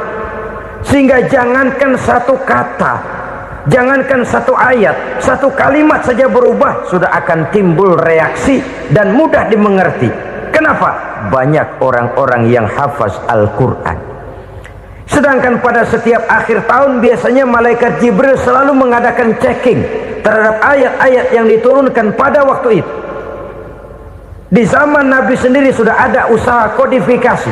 Dan yang lebih luar biasa lagi, sampai hari ini tidak seorang pun mampu membuat satu ayat saja semacam Al-Quran. Ke bahasa manapun dia diterjemahkan, naskah aslinya tetap ikut, rujukan dasarnya tetap ada. Berdasarkan itu maka tidak mungkin terjadi penyelewengan terhadap atau pemalsuan terhadap ayat-ayat Al-Quranul Karim. Kesuciannya, keotentikannya, kemurniannya bisa dipertanggungjawabkan. Ma'asyiral muslimin rahimakumullah. Oleh karenanya, konsepsi dasar daripada ajaran Islam ini memang tidak lain adalah Al-Quran dan Sunnah. Isi daripada agama Islam yang merupakan iman, Islam dan ihsan, konsepsi dasarnya tidak lain adalah Al-Quran dan Sunnah Rasulullah Sallallahu Alaihi Wasallam. Maka yang kita perlukan sekarang ini adalah terjemahan Al-Quran di dalam kehidupan kita. Dengan demikian, maka gaya kehidupan yang lebih Qurani itulah yang kita dambakan. Kita perlu memang terjemahan Quran dalam bahasa Inggris, dalam bahasa Belanda, dalam bahasa Jepang, tapi yang lebih kita perlukan adalah terjemahan Quran di dalam kehidupan kita. Konsekuen, tidak memanipulasi, ringan sama kita jinjing, berat sama kita pikul. Jangan kalau lempengan ayat Quran tuh kira-kira enak diamalin, keras teriakan kita. Giliran kira-kira ayat Quran itu mukul kepala kita sendiri, diam kita. Itu ciri yang pernah disindir Allah dalam awal-awal Baqarah juga. Ciri beragamanya orang yang munafik. Kullama adha'a lahum masyawfih, kata Allah, wa iza azlama alaihim qamu. Apabila terang mereka jalan, apabila gelap mereka berhenti. Artinya kalau kira-kira di Islam nguntungin, rame-rame pada teriak Islam. Tapi ketika diminta untuk berjuang, ketika dituntut untuk berkorban, rame-rame mengundurkan diri. Nasib agama tidak ubahnya seperti daun pisang yang dikait orang di tepi jalan lantaran tak berpayung di ketika hari hujan. Manakala hujan usailah sudah, daun itu pun dicampakkan di tepi jalan, diinjak pula orang nan lalu. Artinya orang menjadikan agama cuma sebagai lipstick, decoration only, tidak konsekuen. Hanya pada saat-saat kelihatannya Islam membawa keuntungan, rame-rame orang teriak-teriak tentang Islam. Tapi jikalau diminta berjuang, jikalau dituntut untuk berkorban, biasanya rame-rame juga mengundurkan diri. Jangan heran kalau mayoritas hitungan kita, tapi minoritas peranan kita. Kuantitas kita dalam jumlah, tapi dalam kualitas kita lebih sering jadi penonton daripada jadi pemain. Padahal itu sangat tidak boleh terjadi. Umat Islam di Indonesia harus bangkit. Umat Islam di Indonesia harus sadar akan keberadaannya. Tidak boleh hanya jadi penonton berpangku tangan, karena memang agama kita juga mengajarkan untuk konsekuen di dalam menjabarkan ajaran-ajaran daripada agama kita. Kita sering jatuh menjadi umat yang lemah oleh karena kita ini tidak pandai menggalang kebersamaan yang diakibatkan tidak konsekuennya kita. Diistilahkan bahwa umat Islam di dalam menggalang kebersamaannya itu harus seperti orang main sepak bola. Saudara-saudara kan tahu orang main sepak bola itu. Orang main sepak bola, kalau pertandingan belum dimulai sih silakan saja kumpul di luar lapangan, atur strategi yang baik. Tapi kalau pertandingan sudah dimulai, turun ke lapangan hijau, jangan kumpul terus. Ada sepak bola gotong royong, mundur-mundur rame-rame, depan ke depan kumpul melulu mainnya. Kalah. Orang main sepak bola itu ya harus ada penyerang tengah, harus ada penjaga gawang, harus ada strikernya, harus ada kiri luarnya, kanan dalamnya yang jadi backnya. Posisi boleh bermacam-macam, tapi yang penting saling ngoper untuk menggolkan gawang lawan. Begitulah umat Islam ini. Boleh ada yang jadi pejabat, boleh ada yang jadi pengusaha, boleh ada yang jadi petani, silakan ada yang jadi seniman, ada yang jadi penyair, ada yang jadi artis sekalipun. Tapi kalau sudah berhasil menguasai bola, jangan lupa operannya. Operan itu yang langka. Kita ini muslim kadang-kadang kalau sudah memegang menguasai bola, kalau belum mau mampus, belum mau ngoper. Nanti kalau sudah nggak punya bola, baru mau ngoper. Kalau sudah dengar-dengar mau dekat pensiun, baru mau jihad, baru mau berjuang, baru mau ngurus pesantren. Tanda tangan sudah tidak laku, memo sudah tidak dihargai, baru mau berjuang. Kemarin kemana mas? Kita tidak pandai memanfaatkan posisi. Dengan kata lain, kalau kembali kepada persoalan kita, konsekuensi kita terhadap agama yang kita anut ini belum ideal. Kita masih lebih sering berislam ini pada saat-saat yang menurut perhitungan kita membawa keuntungan.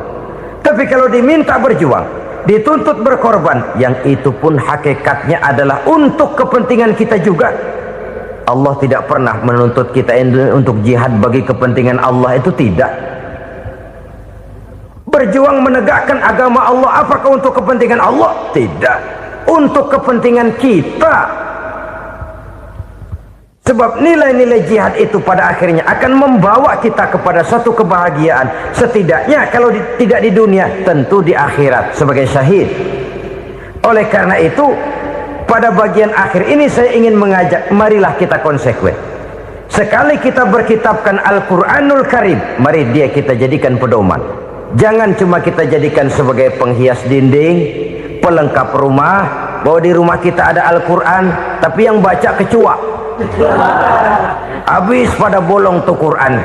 Yang penting kan punya Quran. Ditaruh di pintu rumah, biar apa? Biar kuntilanak kagak masuk katanya. Ya apa itu nasib Quran, cuma kerjanya jaga pintu, ngusir kuntilanak, ngusir memedi. Bagaimana kita hidup menurut tuntunan Al-Quran? Kadang-kadang tidak pernah menjadi masalah bagi kita. Maka bagaimanakah Al-Quran akan mungkin membawa keberkahan dalam hidup kalau ajarannya kita injak-injak dalam keseharian kita? Mewujudkan gaya hidup yang lebih Qurani, itulah yang akan kita rintis di dalam kehidupan kita, bertahap, step by step, menurut kemampuan yang ada pada kita. Jika jalan ini tidak bisa kita selesaikan, percayalah akan ada generasi penerus yang akan melanjutkan usaha dan cita-cita mulia itu. Jadi percaya kepada Taurat, percaya kepada Injil, sekedar percaya Allah dahulunya sudah menurunkan itu, tapi kita tidak wajib mengamalkannya. Kenapa? Generasi Injil masa berlakunya sudah kedaluarsa. Taurat masa berlakunya sudah kedaluarsa. Injil pernah berlaku untuk orang Nasrani di zaman Nabi Isa.